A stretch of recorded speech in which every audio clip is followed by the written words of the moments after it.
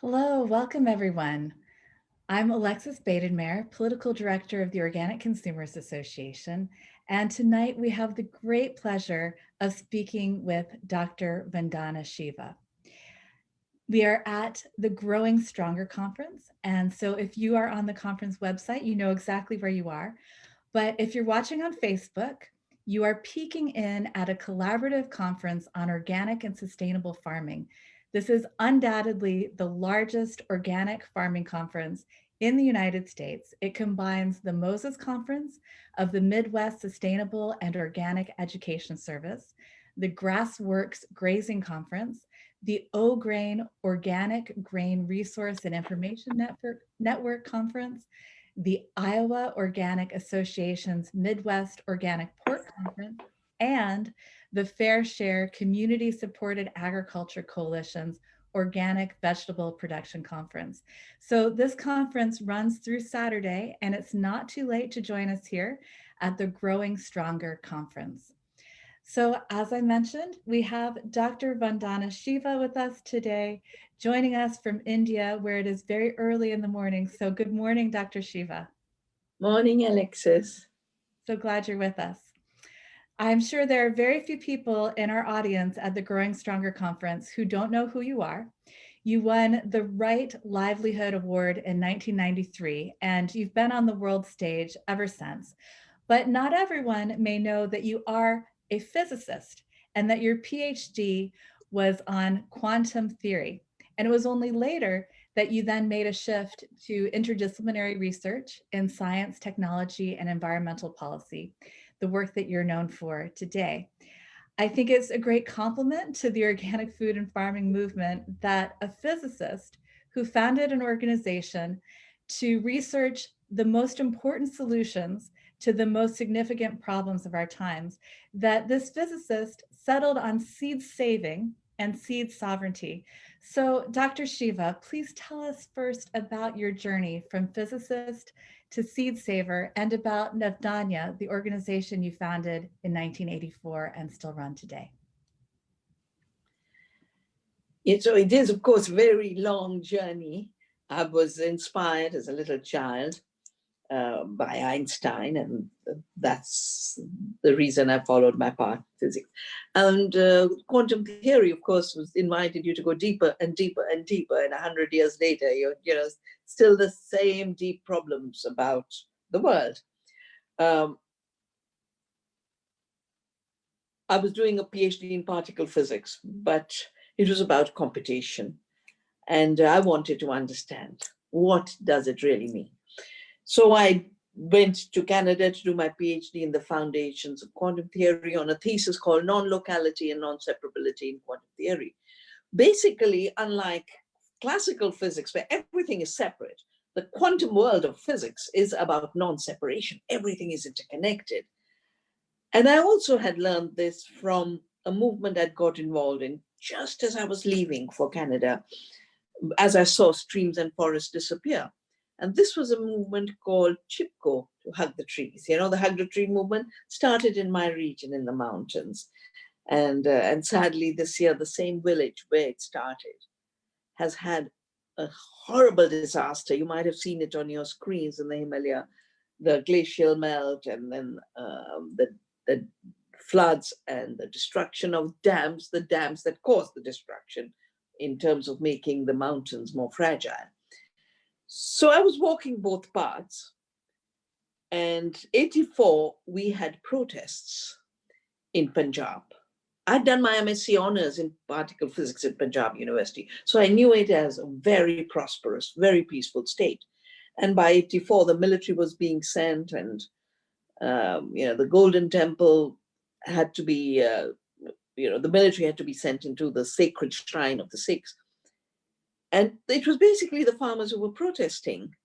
Of course, there were always fringe elements.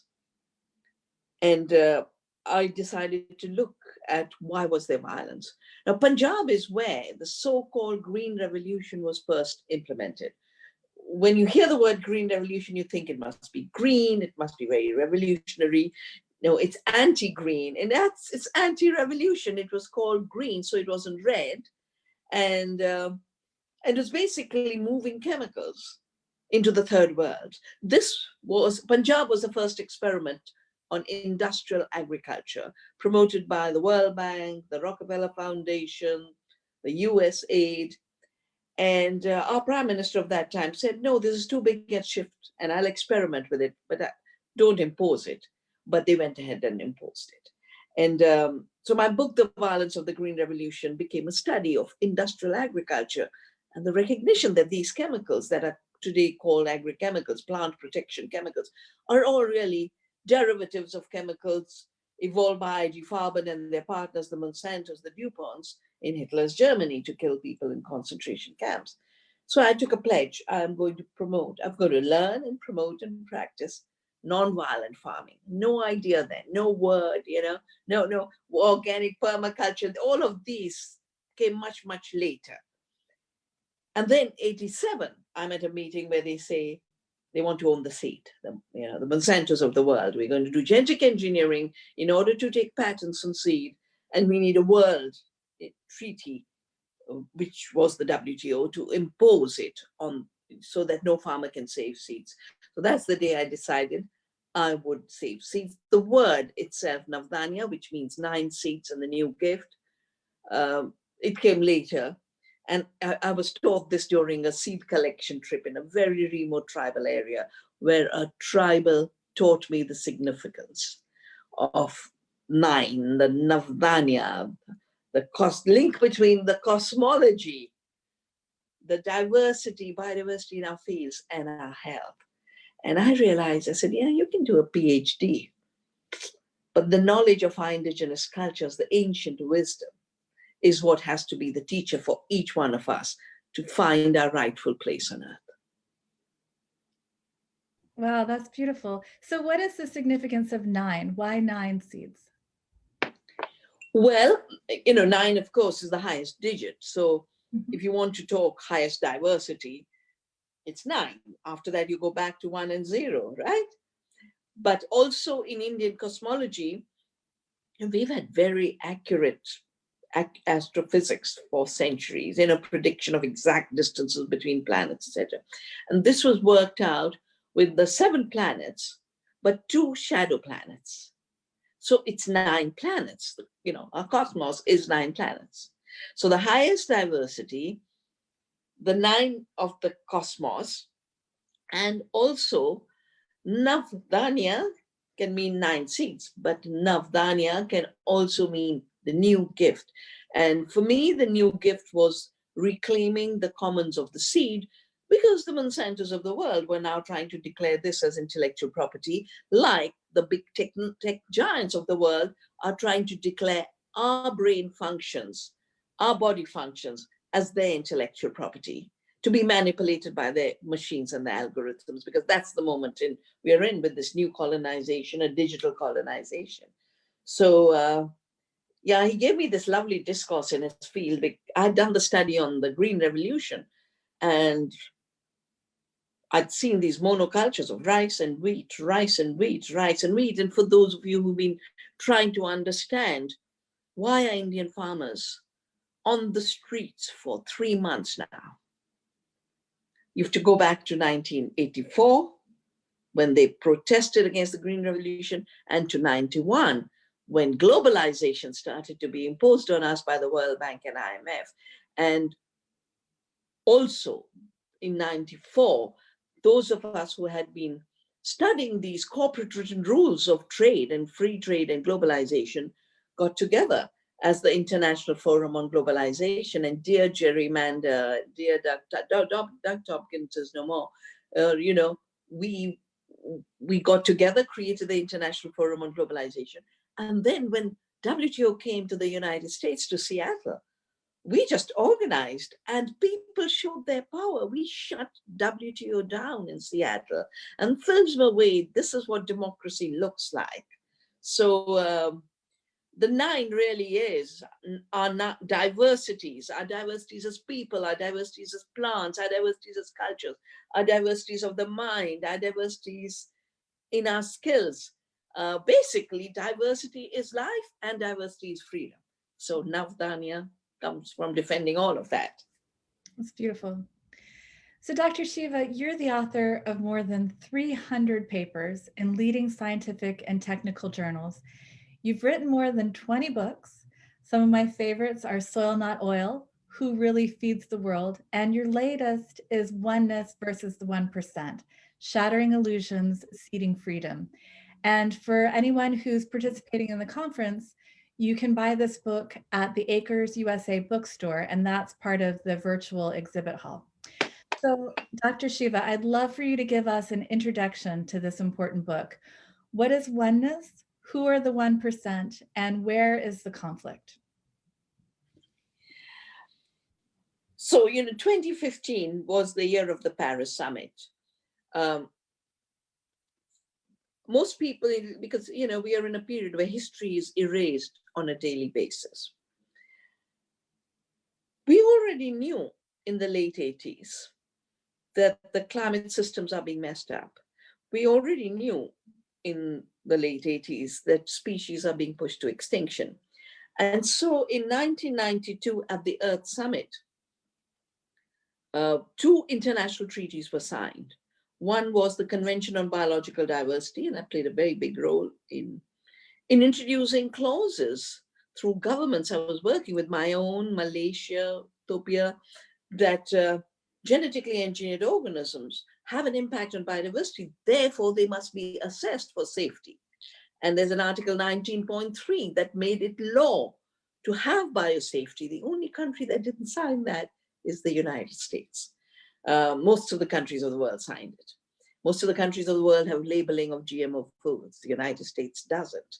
It's supposed to be the celebration of democracy, but it's the one place where food democracy is denied on a daily basis for the simple reason that the corporations who emerged by destroying our food system, whether it's seed and Monsanto or Cargill and trade, or it's the Pepsis and the Cokes to devastate our health, sadly, they've all grown from the United States. And they really wrote those treaties of free trade and WTO. And they started to undercut the Convention on Biological Diversity and the United Nations Framework Convention on Climate Change. So in Copenhagen, they basically used the US government to destroy the legally binding treaty. Legally binding means you have to do it. Voluntary means you choose to do something. So Paris is the celebrated meeting, but it's really a voluntary commitment. During the Paris Summit, and we were all there, we planted a garden of hope, and Ronnie and Andre and all of us, we said the governments might fail, but we cannot fail the earth. So we were doing our work. And during the Paris Summit, Bill Gates was strutting around, basically telling people what they had to do, offering solutions like geoengineering, genetic engineering, and the governments looked like little errand boys, He looked like the master of the universe. And I said, something has shifted in power. And of course, globalization had shifted the power and allowed the billionaires to come up, particularly the tech billionaires, to become as rich as they have become. And so around that time, also 2 years later, Monsanto was bought out by Bayer. And between these two big things, I wanted to understand where the world was shifting. And my beloved son, who is very, very savvy and both on in the computer world as well as in getting information and his basic sense of where the world is, he did all the research on where was the world going in terms of economy, finance, control. So oneness is the fact of interconnectedness of humans with nature, interconnectedness in nature, and interconnectedness of humans in society. And it's the diversity that makes the interconnectedness. Diversity that is defined as a problem when you have a monoculture of the mind, which is the title of one of my books, is really the oneness. It weaves the oneness. Yeah, It's diversity that puts the web of life together. It's diversity that weaves the web of community together. And so oneness is our being. Oneness is nature. Oneness is reality. Oneness is truth. And the 1% is the billionaires. And of course, I've had commentators say, but they are not 1%, they're 0.00001%. And I said, can you imagine how ugly that would look on the cover of a book? So 1% is merely aesthetic. Increase in the number, but we are talking about a bunch, a very small bunch. And what we found out in the writing of the book, and it's really my son who did that research, was, well, you know, it's not that Bayer and Monsanto are independent companies, or Coca-Cola and United. All corporations are owned by the investment funds, the asset management funds. Whose assets? The billionaires. How do they create their assets? By turning everything into their property. So I started my journey on seed because they were turning seed into their property. I said, no, seed is not your invention and it's not your property. Seed belongs to itself. Seed is self-organizing. Seed is a commons. Now, of course, as I mentioned, everything, you know, we are just users of machines is where they would like to take us. What they tried to do with seed, they want to do to human beings. That we are merely mechanical objects and our functions are owned by them.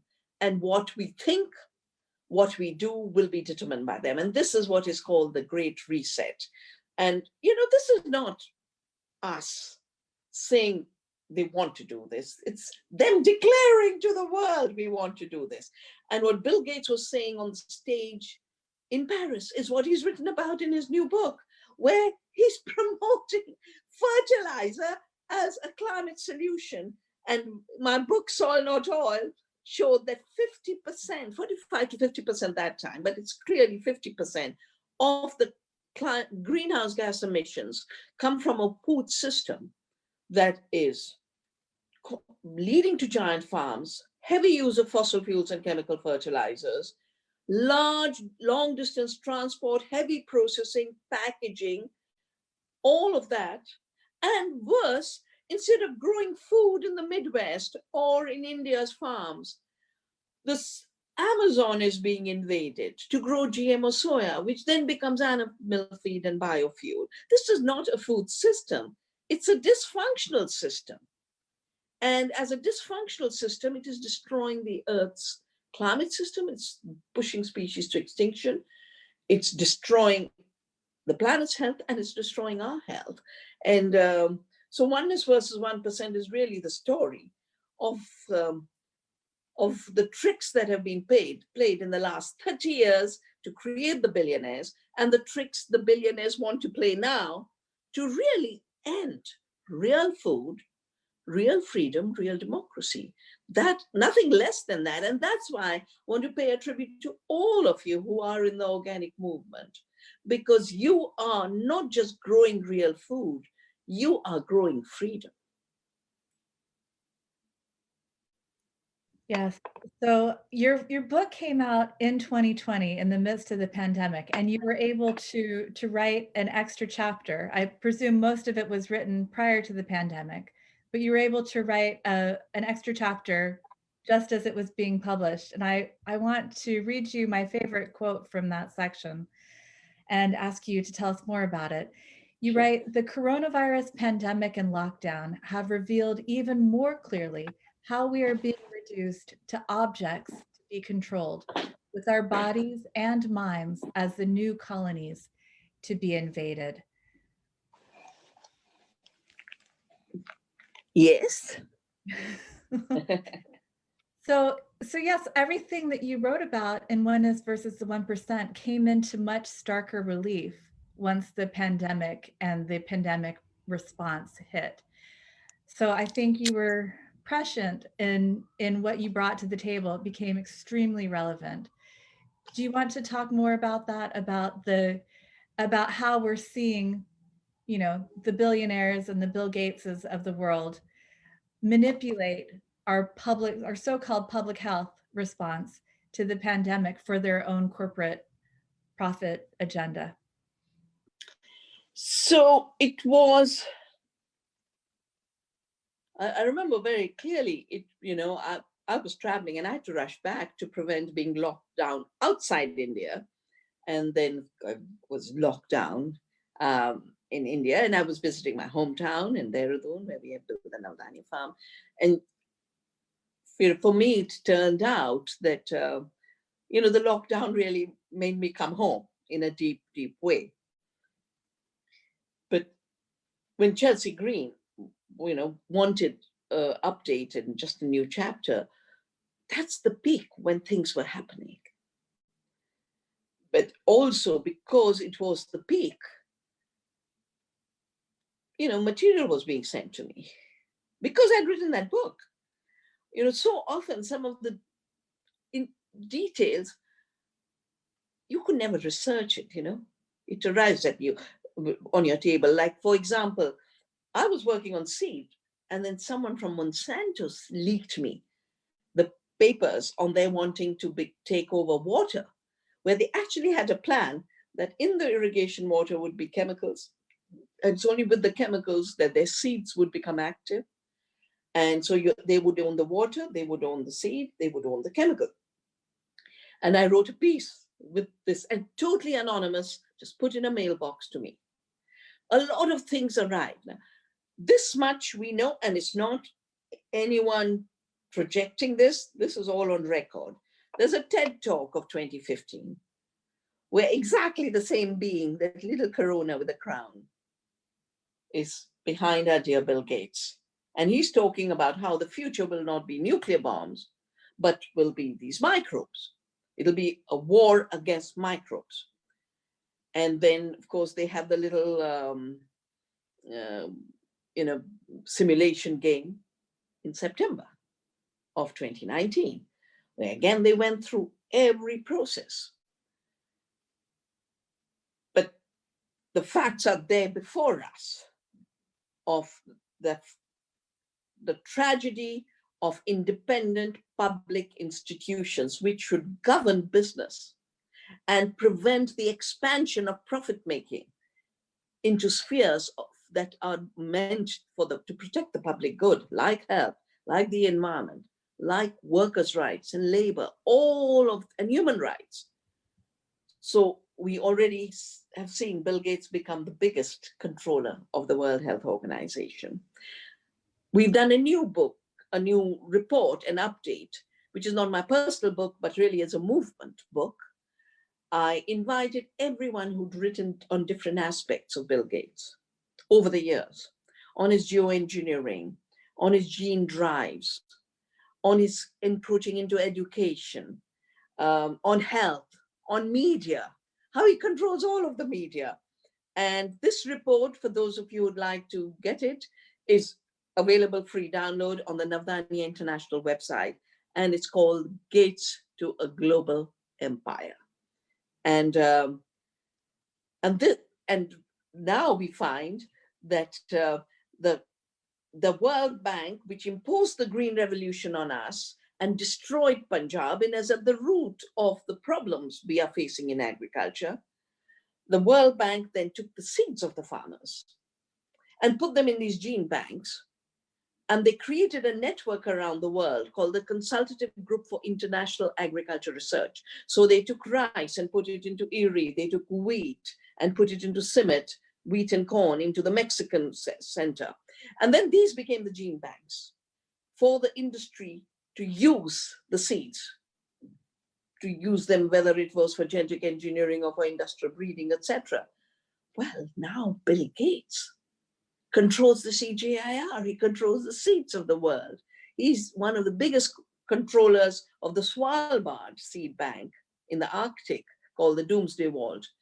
And of course, with this comes all the research. And if you look at where are these institutions going, you realize he is forcing, literally, it's a forced marriage between big tech and big ag through the public institutions. And the two things that we all need to keep in mind is, like he took over the World Health Organization, he's now taken over the Food and Agriculture Organization. The FAO is based in Rome. the FAO has always organized food summits in Rome. Now the food summit will be in New York. And who's heading the food summit? Not a UN official, but a lady he appointed to head the Green Revolution for Africa. It's called Alliance for the Green Revolution in Africa, imposing chemicals on the African continent. It's a total failure. But so his person is heading the food summit. If you look at the details of what are the collaborations between the CGIAR consultative group, the World Bank, and Bill Gates and the Gates Foundation, it's forcing digital agriculture. And while I was traveling last year, just before the pandemic broke, I saw in a news item in the United States, I was in the US to give a talk to EcoFarm. And he just announced Gates Ag 1 agriculture for the whole world. And where's this Gates Ag 1 located? Where Monsanto is, yeah? And it's a system of siphoning data, mining data, and then having satellites all over and telling farmers what they should do. And can they give you the intimate knowledge of your land and your soil and your animal? No. All they can do is monitor external inputs. And they try and claim efficiency. Oh, we'll reduce the chemicals a little more, 1% reduction. Interestingly, the 1% could also apply to the fake sustainability that is being promoted. So Gates is not just, he patented software which he did not invent. And his theft begins from there. But now he's stealing the planet.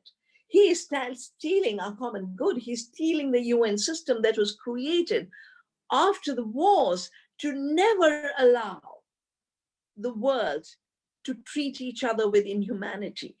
And he is now writing recipes of forced inhumanity in the name, first of our public health, but also in the name of the inevitability of technological progress. He thinks, I used to always joke and say with Andy Kimbrell, for Monsanto, GMO means God move over. For Bill Gates, basically it is, I'm the God. My tools, my technologies are God's. The money I make, you should worship it like God. And they're creating a whole new religion, a whole new faith in them, and destroy the faith in everything else. So it's a very foundational assault on our being, assault on our consciousness, assault on our freedom.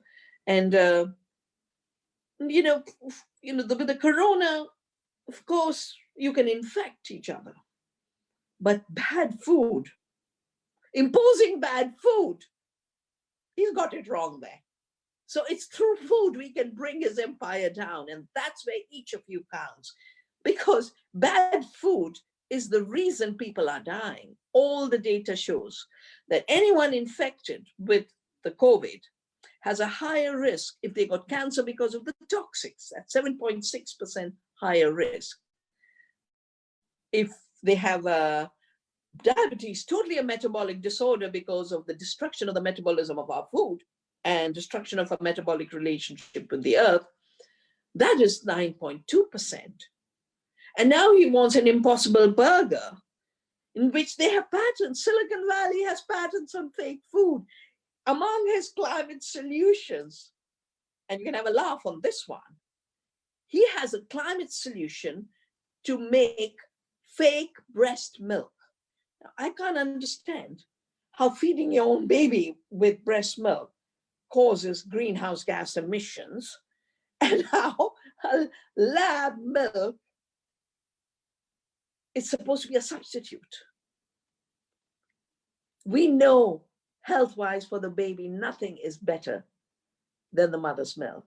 We know psychologically for the nurturance of the baby to have that lovely bonding. It's so important. It's good for the health of both. He wants lab milk. And they celebrate something called disruption, as if it's a virtue. Disruption is ugly. When you break systems that are working, you are a breaker. Breaking is supposed to be a punishment, it's a crime. If you break the web of life, it's ecocide. If you break the web of human relationships and deny people their right to exist, the UN has said deliberate harm to human beings is genocide, deliberate harm, not as a side effect, by a calculated design. So we are at this very interesting moment where we could literally see the end of humanity, end of real food. And he talks very proudly about end of farming. And of course, then they've got some of the environmentalists on board, talking about rewilding, not as bringing more biodiversity on the farm, but getting farmers off the land when farmers are the ones who can care for the land and bring biodiversity back. On our Navdanya farm, we have 6 times more pollinators than in the forest next door. Our soil microorganisms have grown 3,000% in the 20 years. So when you care for the earth and you care for the land, just that act of love for the earth is where biodiversity comes back. Not by pushing the caretakers of the land off the land and then force feeding everyone fake food. That is going to be the next cleavage in the food system.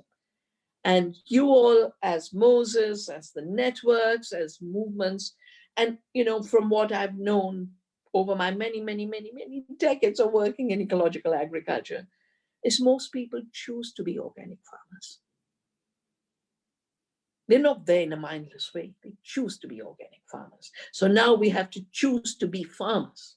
The biggest revolution of our times is good farming and good eating. Yes. So that's a lot to digest.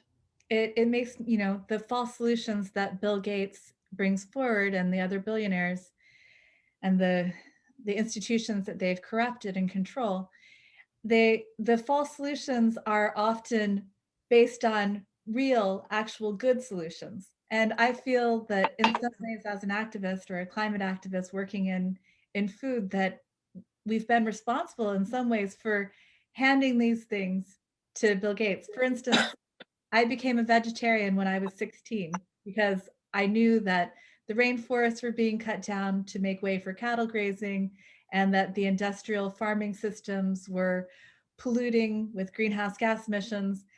I've since evolved from there, knowing more about regenerative agriculture and how animals can be on the land in a way that can heal the land and sequester carbon. But now we're hearing Bill Gates and others saying that yes, it's meat that's the problem, and so we should not move as I did from away from factory farms, but to a better type of meat production. We should just eliminate meat through lab creations. I do worry that when we're not paying enough attention, we get co-opted so easily. And now the same thing is happening with regenerative agriculture. Tom Vilsack, Mr. Monsanto, who was the USDA secretary for 8 years under Obama and Biden, now under Biden-Harris, he comes back, he fills that same role. He's been working for the dairy industry, for the factory farmers, for the milk exporters for so long. Now he's coming back in, and his first priority is climate change all of a sudden. He's, back in the day, he was solving climate change with dairy digesters, like let's make electricity out of factory farm waste. It's already polluting, but now we can do something green with it. And now he's come back with a much, much bigger plan. He wants a cap and trade system, and he wants farmers to be providing the offsets to the corporations. He's going to spend as much as $30 billion to create a carbon bank. But that money is going to go to pay the farmers to create the offsets, and then eventually they'll be sold to polluters as a way to solve the climate crisis. What do we do with this, Dr. Shiva? It's all these things are rolling so fast, and they're packaged in the same things that activists talk about. Now we're being told, you guys wanted this is how we're going to do it. Well, from the beginning, Alexis, I realized that, everything has a shallow level, a superficial level, and a deep level. And in Indian cosmology, even our body, we have a gross body, which is obvious, but then we have a subtle body, which is the energy systems, and how healthy you are, and how positive your relationship with the universe, with the earth, with other people is. So when movements grow in a superficial way and not through all the relationships, understanding the relationships, not only do the words get co-opted, but a lot of the people who were in a superficial place actually end up being used to support the false solutions. So the very ugly language of plant-based, I've always said this is wrong. You eat plants, but then they're not plant-based. You are eating plants. The minute you say plant-based, it means you're turning plants into raw materials, industrial raw materials. And again, the World Economic Forum in the Great Reset has created this new language of nature-based solutions. Well, we are nature. It's not based. You respect nature. You thought nature was dead. Recognize nature's alive.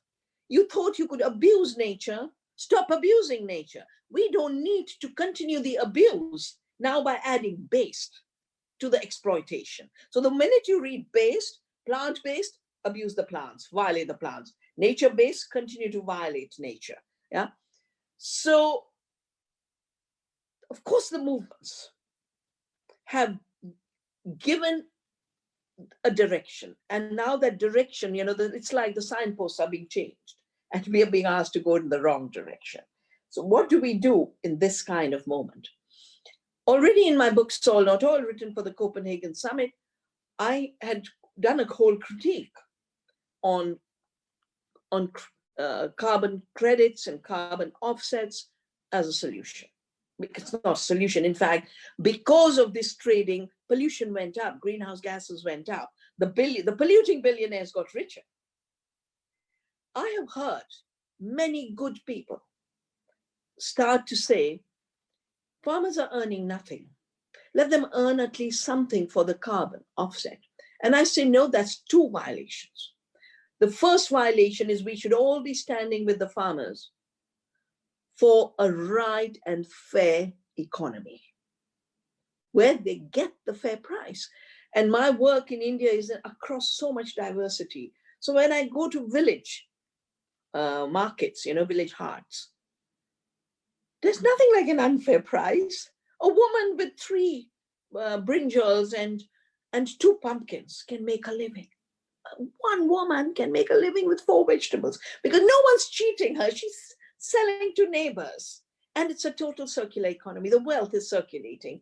And maybe the difference in the price, is 5%, 10%. And that's what makes a living. Our studies are now showing that as the food system and agriculture system gets globalized, prices get polarized. The price of food, which is also becoming an asset, on a portfolio. And this began after the 2008 Wall Street crash, where the billionaires realized, oh, the derivatives can go and a subprime crisis can be created, but the land is there. That's why Bill Gates is jumping into land as an asset. And people will always need to eat. So they started to invest in food. So land and food are the 2 big new investments. And they're now adding biodiversity to it. And they're calling it a portfolio, asset management portfolio. So our life is their asset. And another phrase in the World Economic Forum, Great Reset, is you will own nothing, which basically saying we'll own everything. We'll own the real world. And we will prevent you from having access to your life, to your land, to your food. And that's the dictatorship of the illusions that I've talked about in Oneness versus 1%.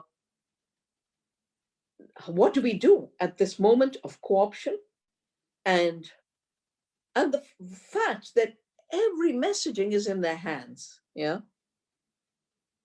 Not only the mainstream media, which of course the gates of the world control, but even when I'm talking to you, Alexis, it's their systems. They know every word. Their algorithms are already processing for the next co-option. So we have to be very creative. And I think India was not stupid. And Indian civilization was so clever. They never used one word for something. They always used 1,000 words. So you can't co-opt 1,000 words. You can co-opt one. Yeah, you can make plant-based. But if you call plants by 500 names, 499 words will still be free. So again, diversity of imagination, diversity of communication, diversity is our defense from monopolies of the monocultures of the mind and the mechanistic mind. We have to fight for justice. Yeah, what the farmers in India have been fighting. In the largest group of existing farmers is India. 25% of the world's farmers are India. And not for accident, we've defended and defended for real farmers. I remember when the 91 globalization started and all the theories about how farmers are inefficient, and I do all the research on how we are more efficient and we produce more food on small farms, and all my books really came out of these struggles. And if 25% of the world's farmers are in India, it's because we've had movements. And if those 25% are rising, they're not just rising for themselves, they're rising for all of us. And I would say, join in solidarity. Small farmers everywhere has to be the global movement. Small farmers everywhere, not the billionaires controlling us and our food through fake food, getting rid of farmers, getting rid of food, and pushing digital agriculture through all kinds of new spins and new illusions. So we have to be able to be much more truthful. We have to be able to be much more discerning. And in terms of the climate issue, I think we all need to call the bluff on the false solutions, which are continuing business as usual and finding new ways to make more money out of it. And the new ways are trading in ecological functions of nature. So when some friends said, well, farmers aren't earning enough, let them earn for carbon, I said, no, when they do good farming, they aren't just growing carbon. They're growing life. Are you going to then also put a price on the mycorrhiza? Are you also going to put a price on the beneficial bacteria? Are you going to put a price on the grazing lands, on each diversity of grasses and flowers that comes up? What are you going to put a price on? It's only a mechanistic, monoculture, reductionist, extractive logic that can allow offsets. So I am working now with our women farmers to prepare a declaration. It's both a scientific document on how women feed the world, and partly to show that small farms feed the world, and on small farms, women feed the world. And it's got all of the data. But it also has the Women's Declaration, and we'll be releasing it for International Women's Day. And do look out for it on the Navdanya website. And I'll send you a copy, Alexis, and I'll send you a copy, Thomas, so that you can circulate it among your members. We call it Earth Rising, Women Rising. So we have to rise in our fullness. We have to rise in our vibrance. We have to rise in our multiplicity.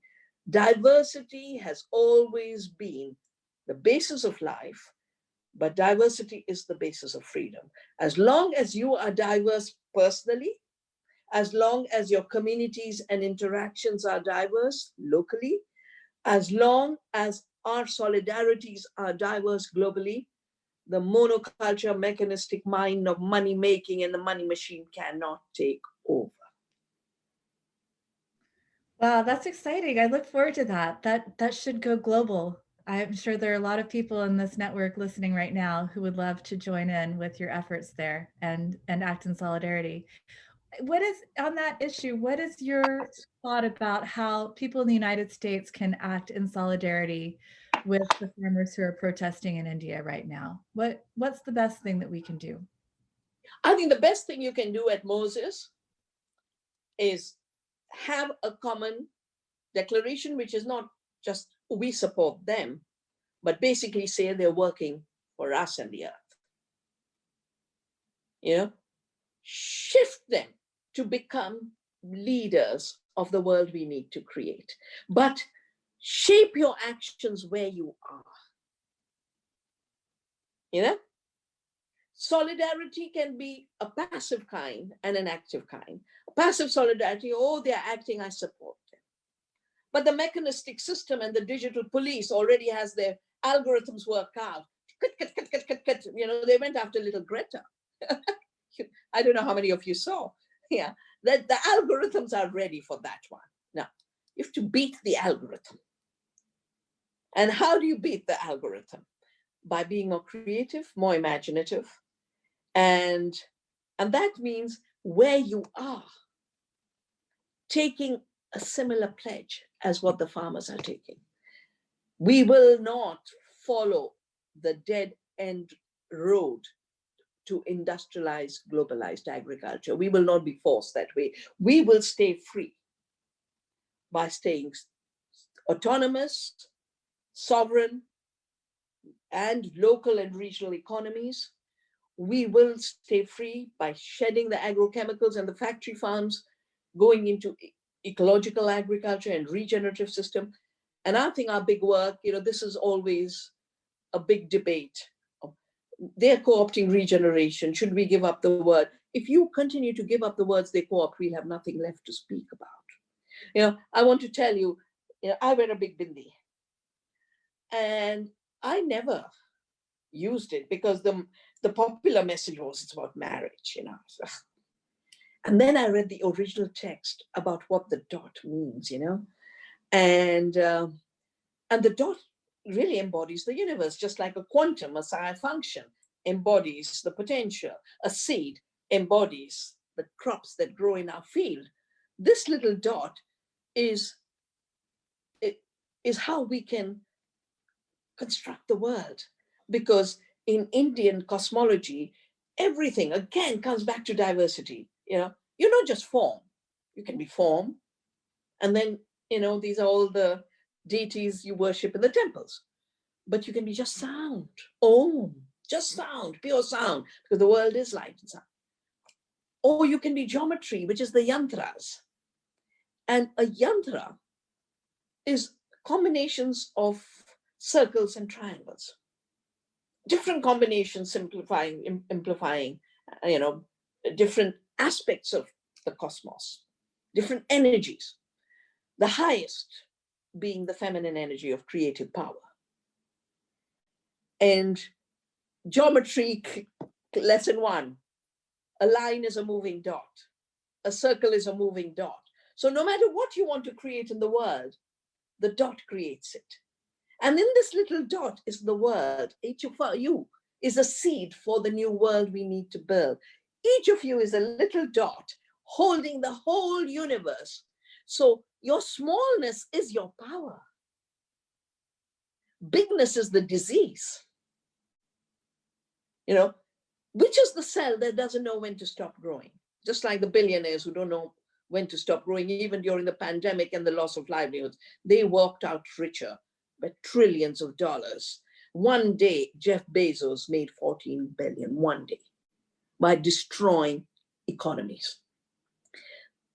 That logic of that kind of economy is the logic of the cancer cell. All our cells renew themselves all the time. They know when to stop growing. They know when to fade out and become fresh. The only cell that doesn't know when to stop growing and is parasitic is the cancer cell. These guys, the 1%, are cancers on the planet. They're cancers on society. They're cancers on food and agriculture. And we have to do everything to build immunity against them. We've got to do everything to make them regress. Yes, I think this message of diversity and complexity is also important to understanding what happens in the world. I saw you on another program talking about the floods that happened in the Himalayas, and that it wasn't just the glaciers. Can you tell us more about that? And I think it's very important for understanding how to analyze problems as well as solutions. It's complexity and diversity. So Alexis, as I mentioned in the beginning, my life as an activist began with the Chipko movement, the Hug the Tree movement. And the Hug the Tree movement began because women were realizing, you cut the trees, you have a landslide. And in 1970, there had been a landslide in that same river valley, Alaknanda. And women of a village called Reni had said, led by a woman called Gora Devi, had said, as the loggers were coming in, we will not let you cut these trees because you are causing damages. So the first round was logging and deforestation, which was stopped. By 1981, we got a logging ban because of the Chipko movement. And then the dam building started. Our rivers, our sacred rivers, we call Ganga the Mother Ganga. And all the sources of our sacred rivers are our pilgrimage centers. And our ancestors realized, if you want to protect the river systems, protect the source. And there's a deity at the source of every one of them, the Ganga, the Yamuna, the Mandakini, the Alaknanda. And then the dam builders got into the picture. And I have had so many friends. I mean, actually, people who've died fighting for these dams, against these dams, including Sundarlal Bahuguna, a dear, dear teacher of the Chipko movement, who then spent 10 years of his life fighting a Tehri dam. So they said, oh, the big reservoirs people can see. So we're going to make hydroelectric projects through huge networks of tunnels. Now, the Himalayas is the youngest mountain system of the world, and it's still rising. It's created by the moving of the tectonic plates, and the mountains are still rising. They're very fragile. So now you're dynamiting these tunnels, 1 mile long, 2 mile long. And the people of these villages were already protesting and saying, we have cracks in our huts. Stop these dams. Now, those cracks also are making the mountain unstable. Meantime, global warming, building up the greenhouse gases from the time of industrialization, from England, all added up, is melting the glaciers. And we've done a whole report on climate change at the third pole. Half of humanity depends on the water from the Himalayan glaciers, half of humanity. Half of India depends on the water of our perennial rivers in the Indo-Gangetic plain. So of course, this is leading to local disasters, but it is a disaster for the entire Indian civilization and all of Asia. So if you add it all up, climate change, of which 50% is industrial agriculture, and if Mr. Vilsack was to solve this, stop industrial farming, don't play tricks. Then is the logging and deforestation, but we stop that in legal terms. Then is this madness of highways. All of the big investment firms are investing in infrastructure. And that's an incomplete sentence, because infrastructure for what? Infrastructure means nothing. I could be saying infrastructure for your death. After all, the chemicals we use in agriculture today were infrastructure for Hitler's genocide. They were an infrastructure. So an infrastructure is not an absolute word. It has to be qualified. So you can have an infrastructure for life, which is regenerative agriculture, which is mountain forests of mixed species of the oak and the rhododendron that protects the soil, protects the water, or an infrastructure for profit making. And the infrastructure of cement and steel and profit making is what is adding to the violence to the climate. And all of these layers of violations are adding up to cause the kind of disaster we've just had. But behind every disaster anyway, wildfires in California, floods anywhere else, extreme winter, snow in Texas, add it all up, it's these levels of multiple violations from the industrial age, the industrial age and the colonial age and the capitalist age is one. It's just different names we give to the same phenomena. Racism is part of it. It's all one. And we need to start seeing these systems not as separate silos in their fragments, but as interconnected, systemic, regenerative systems or degenerative systems. Systems degenerate, systems regenerate, and the disasters we've been witnessing are systemic. disasters. Yes. So I want to ask you about India's COVID response, because it seems that India is weathering the COVID storm much better than we are in the United States, obviously. Why is this?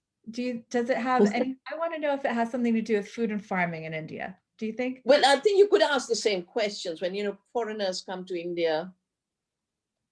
They get what they call the Delhi belly, yeah? Instantly get diarrhea. Well, Indians don't get diarrhea all the time. We have immunity, and the word that is being silenced by the billionaire story is not allowed awareness of immunity for the earth, awareness of resilience. Those are the words that are being banished from our vocabulary. So Indians have immunity in thousands of ways. First, because, we haven't been just killing every germ, wiping our hands all the time. Why do Western kids fall so sick? Why do babies fed with fake milk fall so sick? Why do the babies with breast milk not fall so sick? Why do the babies who crawl and get their immunity by sucking a bit of dirt and, those are all, they are immunity builders. I think the complexity of our resilience and immunity is what ecological health systems know, like Ayurveda, and the mechanistic, invasive, external input systems don't know. So if you think of chemical fertilizer as an external input system and regenerative soil as an internal input system, you can apply the same to health. External inputs and internal inputs. Immunity and resilience is internal input. So we have strong internal input systems, strong immunity, and I think our poverty, interestingly, because first of all, the corona was brought from outside. It's not an Indian disease. Even now, it's concentrated in the big cities. The villages are fine, and where, I get calls from our farmers all the time. So we've never been healthier. We're now growing more food, we're growing more diversity, we've added medicinal plants to our kitchen gardens and our gardens of hope. We've never been stronger, we've never been healthier. Diversity is immunity. We come back to diversity again. Diversity outside, diversity in the field, diversity in our gut. Diversity in our gut is health. Destroying the diversity in our bodies and our minds is disease. It makes sense. Well, one last thing that we'd like to hear from you just in the last minute. How can we get more involved with Navdanya International? Say a bit about your Earth University. You're doing classes both on the farm and globally online. Yes, so very organically from seed saving grew a farm, and from the farm grew a learning center called the Earth University. And we have, the Earth University is grown as a beautiful place where you learn from nature, from indigenous farmers, from all our experience now, 30 years. Because of the international travel bans, many of our courses are online, though in India now physically people can come to the farm. You can go to the Earth University Navdanya page on the navdanya.org website, and you will find all the courses. I'm going to be offering a course on water in early March, and then a course on ecofeminism, and having a special conversation for release of that report, Earth Rising, Women Rising, that I mentioned. We have a course on food and health. So if you go to Earth University, key in Earth University Navdanya, you'll be able to go to the page where the courses are mentioned. And I will also send it, Alexis, to you, the list of courses, and you can share it with the partners. I think most importantly, and Navdanya International is the international body focused on seed freedom and food freedom. Navdanya, the original Navdanya, works in India, serving the earth, serving Indian farmers. Navdanya International serves the international community, and we are part of Regeneration International. The Gates report has been brought out by Navdanya International with all our colleagues from different movements. solidarity and doing work together. And anyone who wants to contribute, write to us at earthuniversity@navdanya.net. earthuniversity@navdanya.net. Any other way you want to support and partner, write to us. But grow stronger where you are. Make the soil stronger where you are. And that is immunity, that is resilience, that's the future. Wow, what an inspiring message. Thank you so much for being with us tonight or this morning for you. Have a wonderful day. And thanks to everybody who was following along and listening. Please join us for the rest of the conference through Saturday, Growing Stronger. Thank you and good night and good morning and have a fantastic day. Thank you, Alexis.